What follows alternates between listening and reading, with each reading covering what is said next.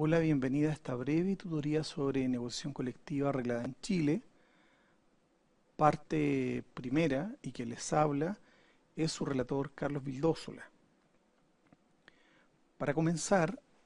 me gustaría que analizáramos un poco el concepto de negociación colectiva que se extrae del artículo 303 del Código del Trabajo. Y para ello debemos entender que una negociación colectiva es un procedimiento de relación entre una o más organizaciones, con uno o más empleadores o con grupos de trabajadores, con el objeto de establecer condiciones comunes de trabajo. Es decir, esta relación tiene un objetivo de establecer condiciones comunes de trabajo y de remuneraciones por un tiempo determinado. La propia ley establece que este tiempo determinado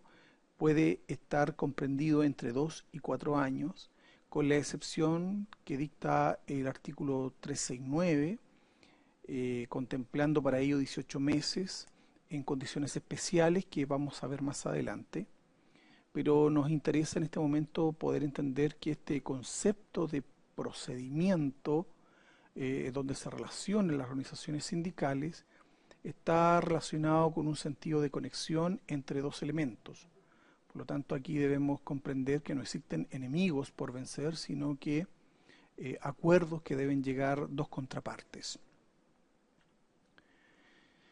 Los trabajadores que no pueden negociar están contemplados en el artículo 305, para lo cual vamos a estudiarlos en dos grupos: aquellos que efectivamente la ley establece que no pueden negociar, aquellos sujetos a contrato de aprendizaje. Ellos literalmente no pueden negociar, como aquellos contratados solo para el desempeño de determinada obra, faena transitoria o de temporada. Igualmente hay otro grupo de trabajadores que podría estar excluido de negociar, como los gerentes, los autorizados para despedir y contratar, y los que ejercen cargo superior de mando o inspección. Pero estos últimos, tanto como gerentes, los autorizados para despedir o contratar o los que ejercen cargo superior, aquellos trabajadores según sus contratos individuales vamos a poder excluirlo o no de la probabilidad de negociar colectivamente. Si el contrato individual estableciese la prohibición de poder negociar de manera colectiva, ellos podrán reclamar en un plazo de 6 meses de la suscripción del contrato o de su modificación ante la inspección del trabajo, y ésta tendrá que resolver de manera administrativa si es procedente o no aquella facultad negociadora. Si la Dirección del Trabajo establece la prohibición o de alguna manera determina que ellos no pueden realmente negociar colectivamente, en un plazo no más allá de 5 días de aquella notificación, deberán estos trabajadores presentarse ante un juez competente, en donde podrán reclamar sobre la resolución de la inspección del trabajo ante la negativa de poder negociar. Otra cosa que debemos entender son las formas de negociación que están establecidas en el Código del Trabajo, que hablan sobre 3 tipos de negociaciones para poder así entenderlas de manera general.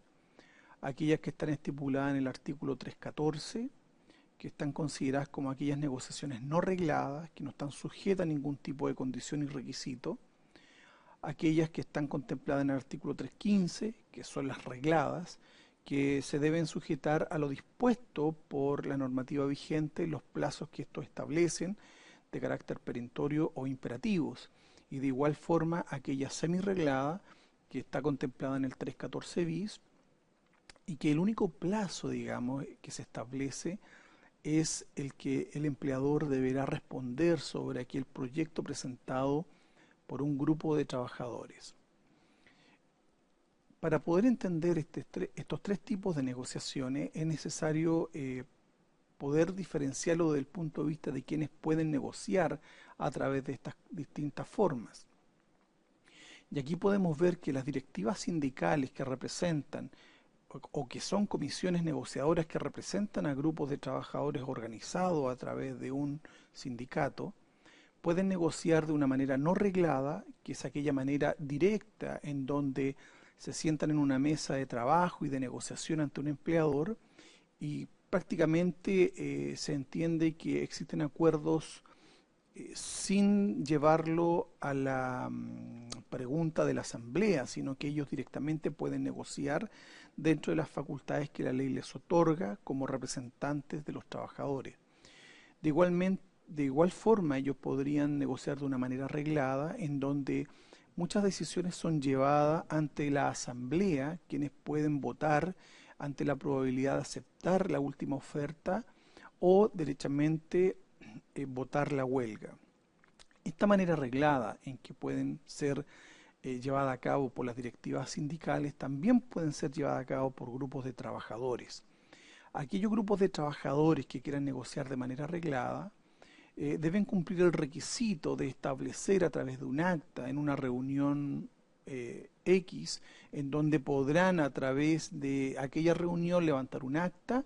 en donde el quórum sindical debe ser similar al de un sindicato, es decir, ellos deben reunir un quórum parecido al sindical, en donde además de esto deberán determinar a través del acta quiénes son las personas que van a representarlo de manera colectiva sin la presencia de un ministro de fe. De igual forma, otro grupo de trabajadores puede negociar a través de la semirreglada del artículo 314 bis, en donde sí es necesario como requisito que se establece que deben ser elegidas estas comisiones negociadoras a través del inspector del trabajo, y aquí el quórum establecido por ley es de 8 o más trabajadores y además que deben negociar, ¿no es cierto? Y deben elegir una comisión entre 3 y 5 personas. Y es de esta manera en que podemos diferenciar las tres formas de poder negociar: la no reglada, la reglada y la semi-reglada. Y es así en que podemos entender que la representación de la empresa, según el artículo 326 en su inciso final, establece que el empleador tendrá derecho a ser representado en la negociación por hasta por tres apoderados que conforman la parte de la empresa, y que de igual forma pueden ser asistidos hasta por 3 asesores según el artículo 327, y por el lado de los trabajadores pueden estar establecidos por la comisión negociadora, de que en el fondo es idéntica a la directiva sindical, o que el grupo de trabajadores haya elegido a esta comisión a través de actas, no ante la presencia de un ministro de fe, y que también pueden tener hasta 3 asesores por su lado, según el artículo 327. Y aquí vemos esta figura donde se compone la mesa negociadora y vemos ahí en el lado del empleador, ¿no es cierto?, hasta 3 apoderados y hasta 3 asesores, y por el lado de los trabajadores, dependiendo la cantidad de directiva sindical que tengan, de 1 hasta 9 incluso, y pudiendo llegar hasta 11, y con 3 asesores. ¿Qué es lo que se puede negociar según el artículo 306? Aquí podemos ver una serie de beneficios que se pueden negociar según este artículo, que la mayor parte son mejoramientos de carácter laboral, condiciones de trabajo, fortalecimiento de la organización, aumento de remuneración, estabilidad,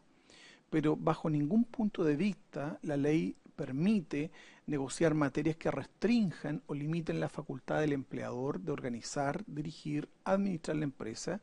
y aquellas ajenas a la misma. Por lo tanto, los trabajadores deben tener ese cuidado de pretender a través de las cláusulas colectivas de la negociación o del instrumento colectivo a firmar, pretender restringir o limitar facultades del empleador. De igual forma, se recomienda a las organizaciones sindicales o grupos de trabajadores que se reúnen con el único fin de negociar, que negocien aquellos conceptos que el empleador se encuentra obligado por ley a otorgar, por ejemplo, como ropa de trabajo, que tengan que ver con los elementos de protección personal, que de alguna manera incrementarían esta negociación y pudiendo estorbarla un poco. Pero de todas maneras igual se sugiere para estos casos establecer la fecha donde se deben entregar por ley aquellos elementos de protección para los trabajadores. Dentro de las menciones mínimas del proyecto de contrato colectivo, según el artículo 325, los trabajadores organizados para estos efectos deben individualizar las partes con nómina de los trabajadores involucrados. Para los efectos de trabajadores que no pertenecen a organizaciones sindicales, es necesario y es es realmente necesario que firmen en cada caso en las nóminas que se están presentando ante el empleador, ya sea en su calidad de adherente a una negociación o como grupo de trabajadores que se reúnen con este fin. Pero no están obligados a aquellos trabajadores que son representados por una comisión negociadora y que a la vez son socios del sindicato que van a negociar, no están obligados a firmar. Obviamente deben tener el cuidado y el detalle, ¿no es cierto?, de los trabajadores que van a ser incluidos dentro de esta nómina. También es bueno dejar en claro que aquellos socios que fueran excluidos de las nóminas, que por omisión, por olvido o por algún tipo de situación distinta pudieran ser dejados aparte de la nómina del proyecto de contrato y tienen su calidad de socio anterior a la fecha de la presentación de aquel proyecto, por solamente tener la calidad de socio, tienen el derecho inherente de poder negociar.